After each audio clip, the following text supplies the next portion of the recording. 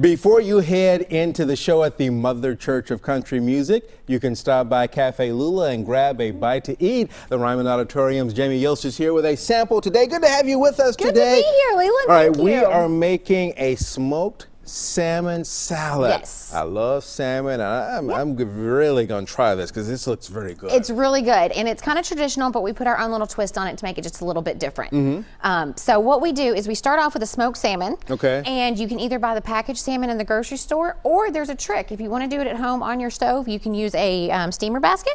Put some hickory chips in the bottom of your first pan, put that steamer basket in, put your salmon on there, lid it up, put some aluminum foil around the lid and make sure it's really tight, and you can actually smoke your own salmon at home. Oh, so that's a little trick. That's a little trick. We do all of ours in-house, but you can do it at home on your cooktop too. Okay, fantastic. So, like I said, we start off with this. You can use regular salmon if you want.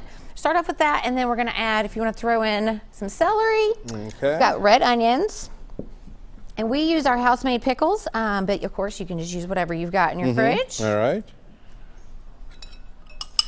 And one great thing is it smells really good because of the smoked salmon, and it's super colorful because of the red onion and the green celery. Now those pickles dill, your homemade ones are dill or our sweet? house-made pickles are kind of a switch. They're kind of a combination between dill and bread and butter. So if you take the best of both worlds and you put them into one pickle, that's what we make. Okay, all right.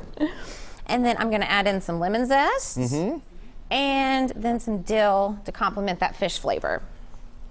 And then, of course, it's not going to be salmon salad without some mayonnaise and mustard. We actually make both of these in-house, too. So, oh, this is your own this recipe. Is our own, yes. Mayonnaise, and we've got some spicy mustard. If you've got regular, that would work, or just some Dijon would be perfect in this. Now, is there a little dill in there? What's the little green There is a stuff little that dill, I'm there's some seeing? salt and pepper, and there's some house seasoning. I've not been authorized to give away the recipe No. for that just yet.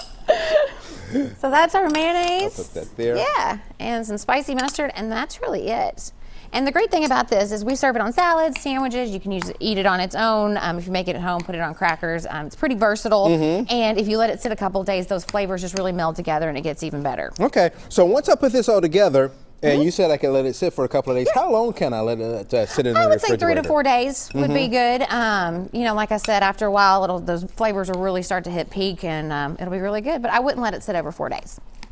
All right. So now what do you have on the finished plate with this? So over here, we put it, you can get this on any of our salads, but I've put it, this is my favorite way to eat it. So this is what I decided to showcase. It's on our cafe salad, which is a bed of kale, candied walnuts, some cranberries, some candied sweet potatoes, and some local blue cheese that we get from a farm down in Georgia. Okay, wow. That looks good there, so I can't wait to try that. Now, talk about this, chicken and waffles. Absolutely, that's one of our happy hour specials, and you know you've heard about chicken and waffles, you've heard about hot chicken, so we combined the two, and we did hot chicken and waffles.